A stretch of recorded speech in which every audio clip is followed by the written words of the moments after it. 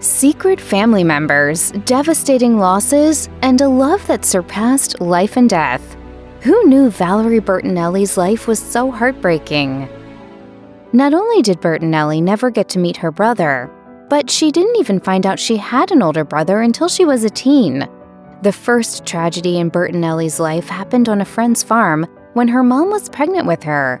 Bertinelli's 17-month-old brother, Mark, wandered off on his own and accidentally ingested a bottle containing a DDT solution. He died as a result.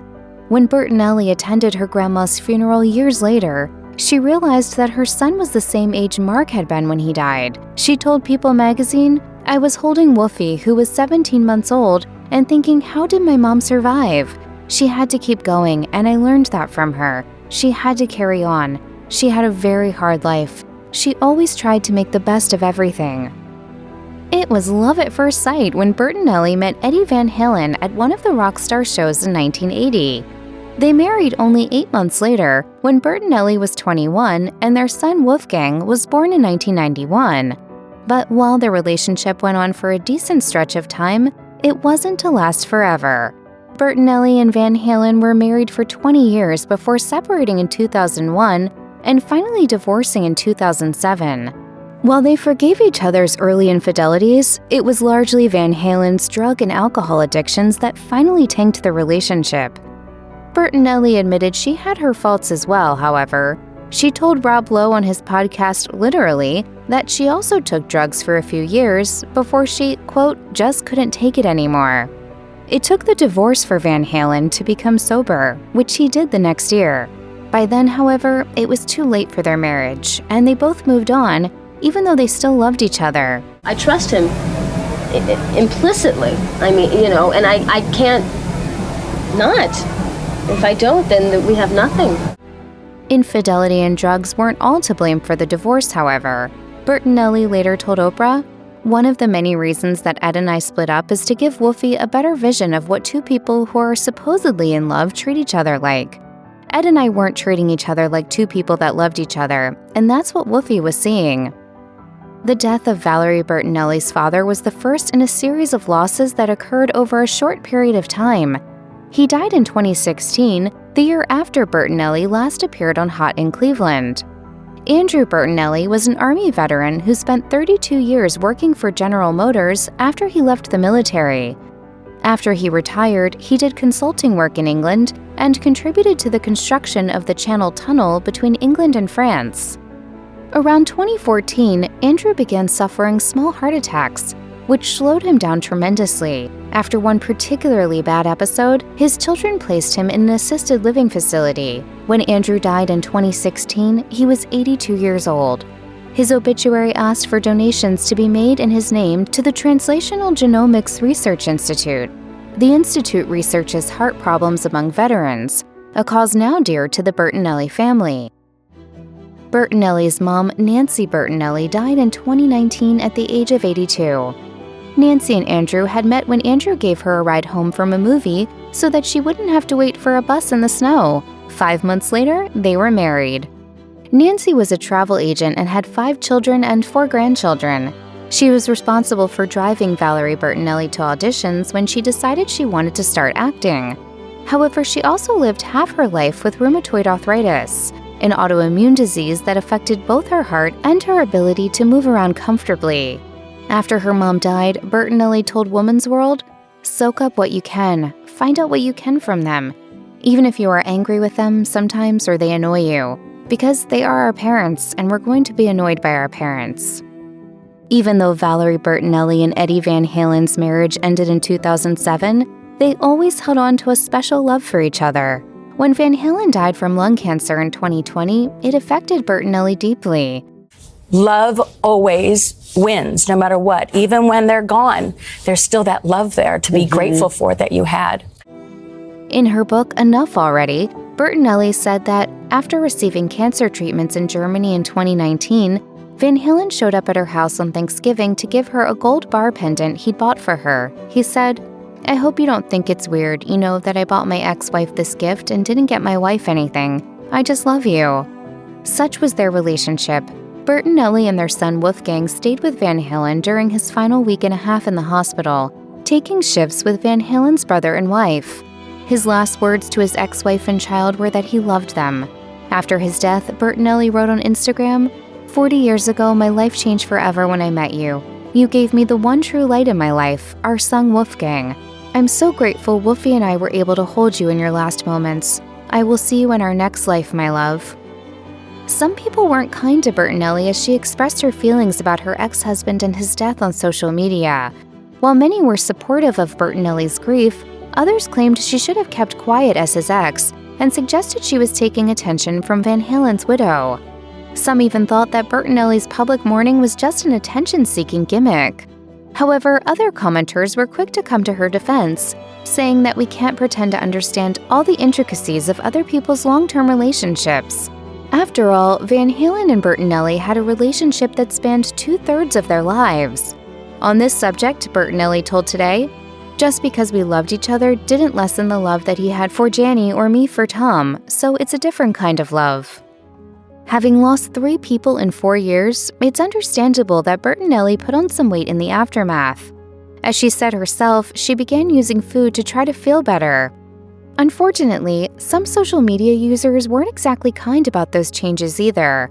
About 9 months after her ex-husband's death, Bertinelli was scrolling through some of her old recipes on Instagram to include in her upcoming cookbook. She broke down after coming across a hateful commenter telling her that she needed to lose weight. Bertinelli put out an Instagram video in response. "If I could lose the weight and keep it off, I would." As scores of users responded to her video with comments relating their own struggles with body shaming, she asked, "Aren't we tired of body shaming women yet?" Valerie Bertinelli met Tom Vitale in 2004 during her separation from Eddie Van Halen. However, they didn't marry until 2011, 4 years after her first divorce was finalized. But in 2022, 11 years after it began, the Bertinelli-Vitale marriage officially came to an end. Divorce papers said the pair had differences they couldn't work through, but according to Bertinelli, that was a mild version of the real story. One of these problems was verbal abuse. I've been screamed at so many times. I'm told how fat and lazy I am. Bertinelli said she soon realized that her then-husband was projecting onto her. The problem was that she believed it. I don't believe it anymore, but it still doesn't stop the feelings from coming up and the hurt. Bertinelli certainly didn't mind telling the world what Vitale had done to her.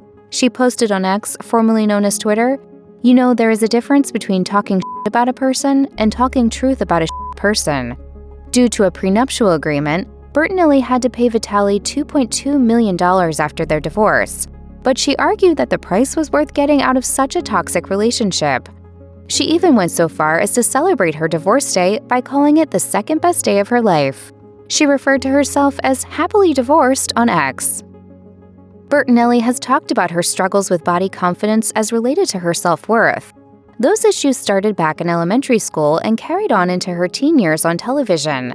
As she struggled with weight gain and loss, she eventually became a Jenny Craig diet spokesperson.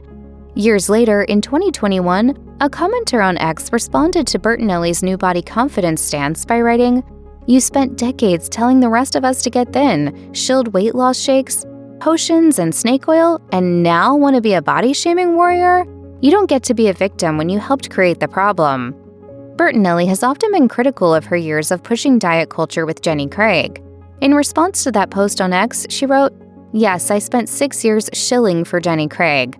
I have been buying into the diet industry my whole life, and then I became a part of the problem. So here I am today receiving the karma of my actions." A few years later, Bertinelli wrote an Instagram post in which she reflected further on her body image. Referring to a bikini photo taken a few years before, she said, "This is a 150-pound body on a 5'4" frame. I don't weigh myself anymore because this is considered overweight by whose standards I don't know. It's stupid, and I believed them for far too long." In 2024, Valerie Bertinelli appeared on the PBS series Finding Your Roots, mostly because she was curious to learn more about her paternal grandfather who grew up in Italy. The first surprise she found out was that her grandfather, Nazareno Bertinelli, married someone who wasn't her grandmother in 1922, only a week before he left Italy for the US. However, Nazareno left his new wife behind and listed himself as single on his immigration paperwork. As it turned out, his Italian wife, Domenica Celerani, had a baby named Ernesto 7 months later, a half-uncle Valerie never knew she had. When Nazareno married Angelina soon after, he listed his marital status as having never been married before. Among her own father's things, Bertinelli found letters that her uncle Ernesto wrote to his American family before he died in 2004. But she doesn't think they ever met. When she learned of her grandfather's secret past, Bertinelli told PBS, "What I really am doing in earnest right now is to have no judgment, because I don't know what was going on." Bertinelli added that even though she couldn't be sure whether Nazareno and Domenica had ever been happy together, it was at least something that they'd had a baby who could spread love of his own. So, that all can't be bad. As Bertinelli had appeared on Kids Baking Championship since it first began in 2015, she assumed she'd be working there for many more seasons to come. So it came as quite the surprise when she didn't get a callback for the 13th season of the show she loved so much. When People magazine wrote an article claiming that talks negotiating her return to Kids Baking Championship had stalled, she responded on X by saying, "There were never any talks, so no talks could be stalled. I got an inkling I might not be asked back when I saw I was not in the holiday specials. I got a text by a third party on Friday that told me I would not be back. I was basically ghosted." Part of the reason she'd been on the show so long was that she'd had an exclusivity contract with Food Network from 2018 to 2022. Seasons 11 and 12 were shot together in the final year of the contract. Those making the decision about her employment likely assumed they'd have to renew Bertinelli's exclusivity contract for her to continue hosting. At the time, the network was going through layoffs and budget cuts, and so it appeared that this just couldn't happen. Even though she understood the reason was business-related, Bertinelli said in a 2024 Instagram video that the decision was still painful. "I know that it's business. Budget cuts, right? But it really hurt my feelings to know that I'm not going to be asked back." She also revealed in 2023 that her other Food Network show, Valerie's Home Cooking, had also been canceled.